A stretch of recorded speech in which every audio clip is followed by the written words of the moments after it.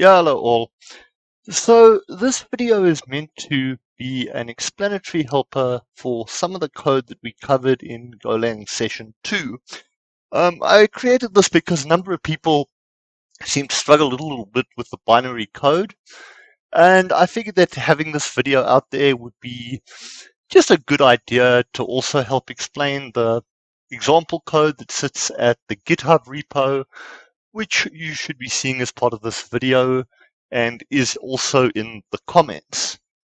So to get right into it, we're going to look at a couple of the binary operators, and then we're going to look at bit testing as well. And hopefully by the time this video is done, I'll have left people with a clearer picture of how all of this works from a more theoretical perspective rather than simply a code perspective. So to jump right in, the first thing that we are going to take a look at is the bitwise AND operator.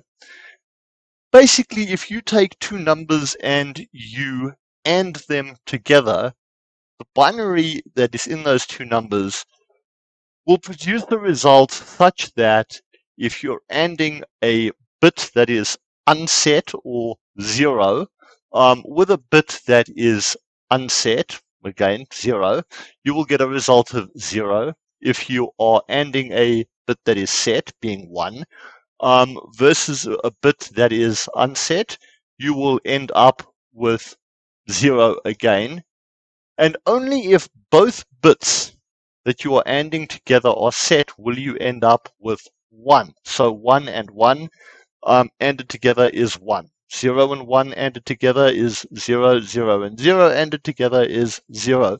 As per the following, we can see it here quite clearly, where you can see the zeros ANDed together are 0, 1 ANDed to 0, 0, 1 ANDed to 1 is 1. So that's the bitwise AND operator. Moving on to the bitwise OR operator. Again, we're looking at this from a bit-to-bit perspective, and with an OR, if either of the bits is set to 1, you will get a result of 1. If both the bits are 0, you'll end up with 0. But as I said, if either of the bits are 1 with an OR, you get 1 as per the following. You can see in this case, because we have a set bit being 1 in every single column here, other than this first column, what we end up with is a lot of 1s, and only that first column is 0. The next slide that we're going to be moving on to is our exclusive OR operator. And an exclusive OR, otherwise known as a XOR sometimes, the result will be 1 if the input and modifier bits are not equal. Otherwise, the result is 0. So what this means is 0 and 0 on an exclusive OR is going to be 0. 1 and 1 on an exclusive OR will be 0. However, if the bits are 0 and 1 or 1 and 0, you will end up with a result of 1. And this can be seen over here, where we see that 0 and 0 is 0, 1 and 0 is 1, 1 and 1 is 0, etc., etc., etc. So that's your exclusive OR operator. Then we're going to talk a little bit now about shifting bits and what happens when you take a number that is made up of a certain number of bits and you shift it to the right or to the left. So in this first representation, we're going to take this row of binary bits all set at the moment to 1, and we're going to shift them going one place to the right. First thing that happens is that bit in bit 7 gets dropped, it gets thrown away. Then everything from bits 0 through 6 moves to the right, such that the original bit 0 now sits in position 1, and the original bit 6 now sits in position 7, and where the original start of this was at bit 0 is now simply a 0. It gets padded on that side of it so that you still end up with an 8-bit number. Effectively, all that is happening here is all those bits are moving off to the right. The most right bit gets dropped. The most left bit ends up as a 0.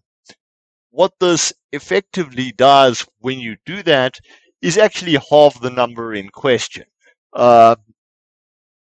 It acts almost as if you were dividing the number by 2.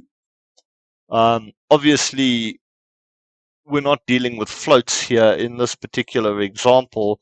So if you divide an odd number here, it's going to end up rounding down, I believe. Then we are going to talk about shifting left. Shifting left effectively does exactly the same thing, where we are going to move bits 1 through 7 to equate to bits 0 through 6. Bit 0 gets dropped as per the following.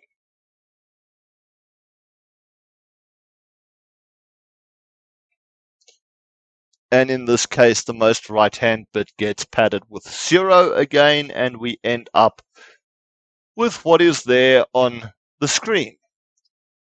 The next thing to look at is testing these bits.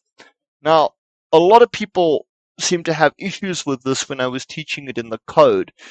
So let's talk a little bit about this. Effectively, all we are going to be doing here is doing a shift and then an AND. So the first thing that we're going to do is take this number, which is currently set as all ones, and we're going to say we want to be testing bit 4. That means that we have to shift this by 3 bits going to the right. So we are shifting off bits 7, 6, and 5 so that bit 4 becomes our right-handmost bit, and bits 0, 1, and 2 will end up as 0 as we pad on the left-hand side. That can be illustrated as per what you see there on the screen. Once we end up with that, remember we're testing bit 4, and bit 4 is now in position number 7. So if we take this number and we do a AND on it, and we AND it with the number 1, which is the binary equivalent of 0000000001. 1 is just a single bit that is set, as per what's on your screen. When we perform that AND, because remember an AND takes a 0 and a 0 and makes it a 0, a 1 and a 0 will also end up as 0, because only when both bits are set in an AND do you end up with 1. We will end up with the binary equivalent of 1. And very simply put, when you do this, what you will end up with is saying that if your result on a query like this, after the shift and after the AND, is 1, that means that the bit you were testing was set. If it's 0, the bit that you were testing would not be set, because you would end up, if that bit was 0 in position 7, which was originally position 4 that you're testing, 0 and 1, when ANDed together, would be 0. So that's effectively it. You're shifting, removing all the other bits back to 0 other than the bit that you're testing, then test that against 1 with an AND. You end up with 1, bit was set. If you end up with 0, it wasn't. And really hope that helps you guys. And you can post comments or questions in the chat. And hopefully we have lots of success with people understanding those videos as we move on to the next session, which I'm quite looking forward to. Golang session 3 is going to be focusing on functions and all their different types. I hope to see all of you guys there. Thanks so much.